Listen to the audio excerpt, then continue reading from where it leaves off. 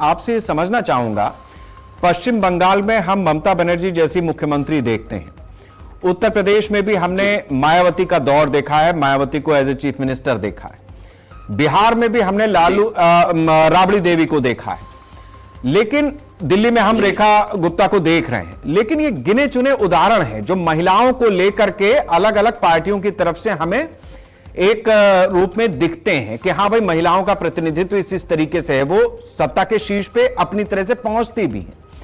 लेकिन जब प्रतिभा देवी सिंह पाटिल राष्ट्रपति बन जाती है तो कहा जाता है कि देखो हमने पहली महिला राष्ट्रपति देश को दे दी। इसी तरीके से कोई जज महिला जब बनती है तो उसको, तो सवाल इस बात का है कि ये जो डिस्क्रिमिनेशन है ये भी तो हमारी पॉलिटिकल पार्टीज की तरफ से ही है।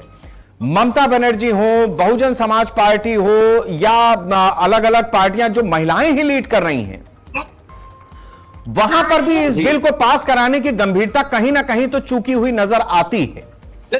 ऐसा नहीं है कि ममता बनर्जी कभी केंद्र में सरकार में रही नहीं।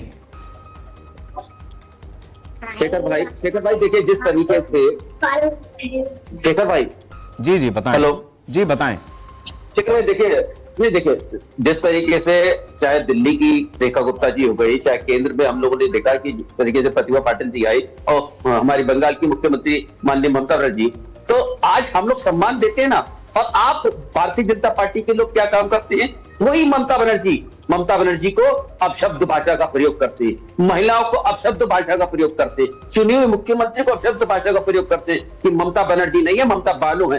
कि आप आरक्षण की बात करते हैं, महिलाओं को सम्मान देने की बात करते हैं। एक सेकंड, मैं इसका जवाब देना चाहता हूं। बहुत अच्छा आपने बिंदु उठाया। इसके लिए हम क्या करें सुमित जी? आपने जो बात रखी है, अभी समाजवादी पार्टी के प्रवक्ता बैठे थे, वो हमसे कह रहे थे कि आप अपने शब्द मेरे मुंह में मत डालिए।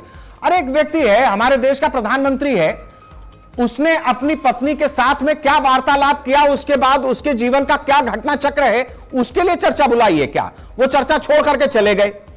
तो ये ऐसा नहीं होना चाहिए, ऐसा नहीं होना चाहिए। राजनीति में बहुत सारे लोग हैं, बहुत सारी पार्टियां, बहुत सारी महिलाएं। जब आप पुरुष पे हाथ उंगली उठा रहे हैं, सामने एक महिला पे भी उंगली उठा रहे हैं।